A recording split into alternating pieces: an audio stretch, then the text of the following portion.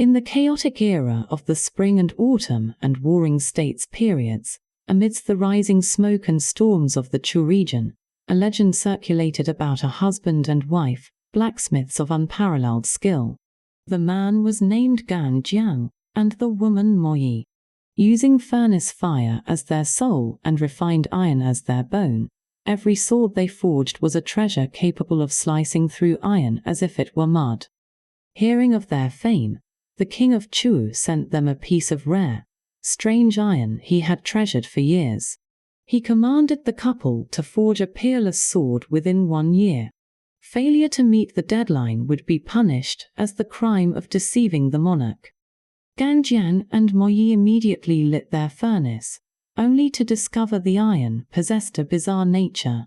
Ordinary fire could not refine it. Hammering could not melt it, and quenching could not harden it. As the 1-year deadline approached, the sword remained unformed. Gazing at the flickering sparks in the furnace, Mo Yi said to Gan Jiang, "This iron is of no ordinary material. Perhaps we should divide its spirit and cast twin swords, male and female. The male sword shall be resolute, the female sword gentle. Perhaps then it will succeed." Gan Jiang agreed. From that day on, they guarded the furnace day and night, adding fuel, hammering, and quenching. It took another 2 years of labor before the divine swords finally came into being. The male sword was named Gan Jiang, radiating a chilling cold light. The female sword was named Mo Yi, glowing with a soft, shifting brilliance. When the 2 swords were placed close together, they emitted a faint, harmonizing hum. On the eve of presenting the sword, Mo Yi was heavily pregnant. Gan Jiang gently stroked his wife's hair, his expression grave. "The King of Chu is suspicious by nature," he said. "I am 3 years overdue, and I intend to present only the female sword. He will surely not forgive me. If I do not return from this journey, and if the child you bear is a boy, tell him this: to the east of our home, beneath the mountains, lies a stone base in front of a temple. Buried beneath that stone is the male sword, Gan Jiang. Let him take the sword and avenge his father." Tears soaking her robes, Mo Yi grasped her husband's hand tightly and nodded in promise. Gan Jiang entered the court to present the sword. The King of Chu ordered a minister to appraise it. The minister drew the blade and swung it, slicing through metal and splitting stone, declaring it a divine object. However, a moment later, the minister's face turned pale with shock.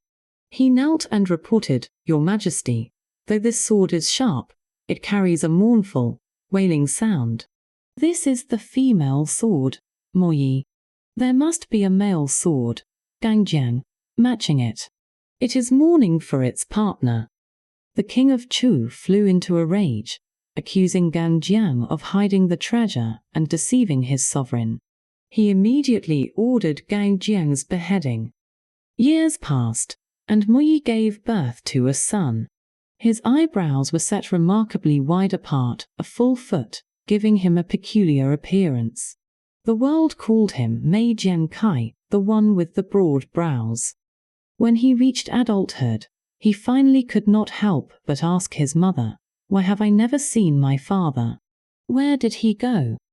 Mo Yi recounted the events of the past. Hearing of his father's tragic death, Mei Jianqi's eyes turned red with rage. He vowed to kill the King of Chu and prepared to leave. He followed his mother's instructions and went to the East Mountain. Though he could not find a pine growing on a rock, he discovered an ancient temple nestled in the valley. In front of the temple stood a massive pine pillar resting on a stone base. Mei Jiankai swung an axe and split the stone base open. There, lying quietly within, was the male sword, Gan Jiang. The moment it was unsheathed, a cold light shot into the sky, accompanied by the sound of a dragon's roar. At that very moment, the King of Chu had a nightmare in his palace.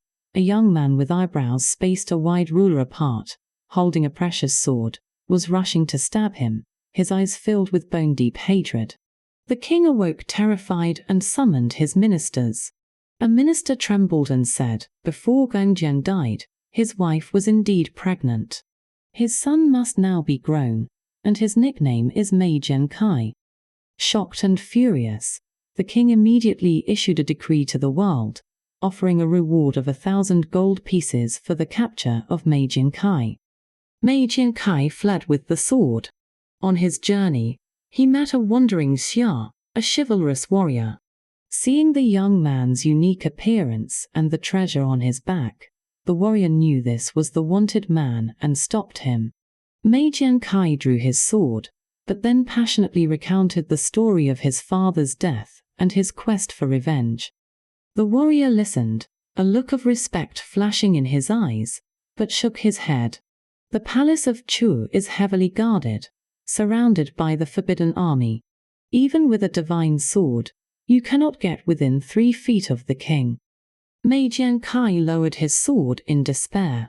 The warrior pondered for a moment and said, I have a plan to avenge this wrong, but I must borrow something from you. What is it? Your head. The warrior explained, if I take your head and the male sword to present to the King of Chu, he will be overjoyed. At that moment, I will have the chance to strike. Without hesitation, Mei Jian Kai looked toward the direction of the capital, raised his sword, and slit his own throat. The warrior knelt and bowed 3 times. He collected the head and the sword, placing them into a specially crafted golden cauldron. The warrior entered the court to present the treasures. Seeing that the head in the cauldron indeed had broad brows, and possessing the male sword Gan Jiang, the King of Chu was ecstatic. Ignoring his minister's warnings, he personally stepped forward to look into the cauldron. Suddenly, the severed head in the golden cauldron opened its eyes wide. It leapt from the boiling soup, eyes blazing with fury, and lunged straight at the king's face. The king stumbled back in terror. Seizing the moment, the warrior drew the male sword. With a flash of cold light, the King of Chu's head was severed and fell into the golden cauldron. As the palace guards fell into chaos, the warrior looked at the 2 heads tumbling in the cauldron. Remembering Mei Jianqi's resolve, he turned the sword upon himself and cut off his own head, which also fell into the vessel. The 3 heads bit and gnawed at each other in the boiling soup until they eventually dissolved into a pool of bloody water, impossible to distinguish one from another. At that moment, the female sword Mo Yi on the king's waist suddenly broke free from its scabbard and soared into the air. The male sword Gan Jiang in the warrior's hand also transformed into a streak of cold light. The twin swords danced and circled in the sky, emitting a deafening, harmonious resonance. Their brilliance grew brighter and brighter until they merged into a single stream of light, vanishing into the horizon.